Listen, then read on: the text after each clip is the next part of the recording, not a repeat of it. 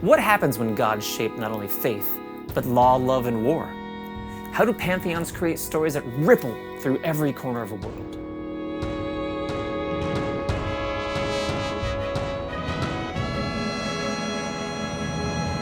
Welcome back to Worlds Within. Today we're exploring how to build deities and pantheons. They shape culture, drive conflict, and define the soul of your world. We'll begin with why gods matter. Then we'll walk through the Deity Template step by step, using the divine design philosophy to guide each choice. Finally, we'll examine Bestin, the pleasure keeper, to see how her story and structure help bring a deity and pantheon to life. Before we write a single name or carve a holy symbol, we need to understand why gods matter in world building. Deities aren't just powers on a page, they're a cultural narrative in practice. They shape law, love, war, and the stories that ripple through every corner of society. Use art history to seek examples from. In Sumer, gods were the architects of kingship. In Greece, the Olympians were woven into civic identity. Temples crowned city-states, and war was fought under their gaze. In Hindu traditions, deities defined spiritual practice and social order, embedding cosmic forces into daily life. Pantheons do more than inspire worship, they create factions. Faiths cooperate or clash, forging alliances and rivalries that drive narrative tension. A temple's blessing can crown a king or spark a war. When you design gods, you're designing culture. You're shaping the moral compass of a nation, the rituals of villages, and the conflicts that pull characters into story. These principles provide structure. They give your pantheon breadth and make your setting vibrant. Now let's take a practical look at design. The Deity Template is my tool for turning principles into structure. We'll walk through each section so you can see how every choice builds a god that has impact upon the souls of its worshippers. Start with name and divine rank of a deity. The name sets tone and cultural flavor, whether it's harsh and guttural or steeped in ritual meaning. Divine rank determines scope of influence.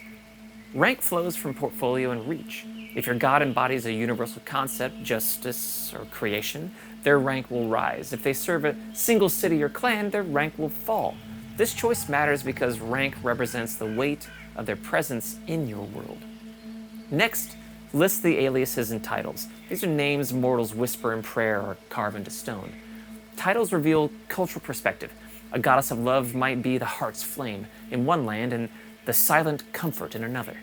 Keep them short and evocative. Each title should carry mythic weight and hint at the god's role in society. Next portfolio is identity. In this section, define what your god governs and how. This shapes every other choice in the template moving forward. A sun god's portfolio might include light, growth, and renewal. A god of secrets might claim shadows, silence, and forbidden knowledge. Write 1 to 3 paragraphs that explain not just what they rule, but why it matters to mortals. Show how their influence touches daily life. Their appearance is symbolism made flesh. This is where you make the divine visible. Every detail should echo the portfolio. Don't settle for generic beauty or vague menace. Be precise. If your god rules storms, let their robes ripple like waves and their eyes flash with lightning. If they embody love, let their form shift to reflect desire, not perfection. These choices make the god feel like a force of the universe, as if the world itself shaped them. And remember, appearance isn't just aesthetics, it's a cultural signal. Worshippers will mimic these traits in art, ritual, and dress. A deific being's symbol is cultural shorthand, like a trademark, recognized by the people of a culture and faith. They appear on temples, relics, and the bodies of the faithful as jewelry or tattoos. Choose an image that speaks to the god's essence. This could be a sunburst for light or serpents for secrets. Explain how these symbols are used. Etched into armor, painted on doors, or worn as pendants. Symbols are how mortals carry divinity into the world. It's also how their practitioners and clergy are identified by others. It conveys the meaning of the deity without saying a word. Now, every god needs a home, a realm that reflects their nature and offers story potential. Describe the terrain, atmosphere, and meaning of these spaces. The god of death might rule a silent field of asphodel, where every breeze feels like a farewell. A goddess of joy might dwell in gardens where music never ends and laughter hangs in the air like incense. Keep each realm concise, but make it vivid enough to inspire adventure. Include sensory details. What's the air smell like? What colors dominate the landscape? What sounds echo through the halls? And always seek a narrative hook, a threshold for mortals to cross, or a gatekeeper who tests the soul. Alignment and domains anchor your god in the mechanics of play. I'm choosing to use a D&D style format for my templates, but other systems may have different delineations. The god's alignment should reflect philosophy, not just morality. Their domains flow directly from their portfolio. The message in this section should help a player define the aspects of a deity they worship in a mechanics-facing way. The next section is grouped together due to the way the information is delivered. So, dogma is the faith's spine, the teachings, rituals, and holy days that define worship. Write 2 to 4 paragraphs that explain what the god demands and why, and how this is interpreted through practice. The tenets are the commandments of a deity. Create 3 to 5 imperatives that shape the behavior of their devotees. Modes describe how the faith acts in the world, the actions they commonly practice that unifies their worshippers. The limits define what is heresy. These are the boundaries that keep the faith distinct, actions that violate its truth. Understanding and presenting these ideas allow players and readers to understand the guiding principles that a character who worships this deity would follow. The worshippers section show how faith lives among mortals. Describe who worships the god and why. Are they farmers seeking rain, lovers seeking blessing, or rulers seeking legitimacy? Describe how worshippers dress, pray, and celebrate. Do they weave symbols into their clothing, or sing hymns at dawn? The more you root worship in daily life, the more real your pantheon feels. The clergy are the hands of divinity. Define their ranks, duties, and attire. Write at least 3 tiers: initiates, mid-rank celebrants, and high priests, giving at least 1 paragraph to define each of them. Explain how they rise in rank, what rituals they perform, and how they interact with worshippers. Make each rank feel distinct. Use what you've created for dogma, tenets, modes, and limits to define what rising in the ranks mean. The temples are stages where faith is performed for worshippers. It's the communal source and conduit to the divine. Describe the architecture, the layout, and the atmosphere of these sacred places. Where are they built? City centers, mountaintops, or hidden groves? What symbols dominate the space? What sounds, scents, and sights greet a visitor? Temples should feel like an extension of the god's identity in the mortal plane. Finally, the history and relationships section gives your god a story. Describe their origins, anything from ancient forces to ascended mortals. Show their role in mythic events and their ties to other gods. These relationships create theological tension and narrative hooks. A pantheon is a web of stories waiting to be told. This template is modular, so you can scale the depth for major and minor deities.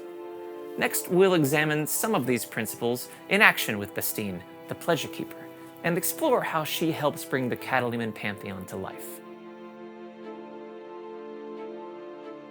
Here's an excerpt from the goddess Bestin. I hope this example illustrates the intent and outcomes that can be gained from following the development template. To begin with, for me, the name Bestin sounds ancient as well as inviting. I based the sound of the word off of Vesta, the Roman goddess of hearth, home, and family. However, her concept was based more on Inanna and Aphrodite. I sought to combine the ideas of sacred sensuality and birth when creating her. I gave her the status of greater god because though her domain is love and fertility, something very close to humans, her worship is far and wide, not only local to Catalina. Because of this, her aliases and titles are Goddess of Love, Bestinine, the Libertine. The first is simple and what most know her as. The second is what she was called by the Atlan refugees. She was the first of the people of Kata to welcome the Atlans to their shores in ancient times. Bestin, the Pleasure Keeper, is the goddess of beauty, love, and sensual liberation. Her portfolio includes the heart unburdened, the body unashamed, and the spirit unbound.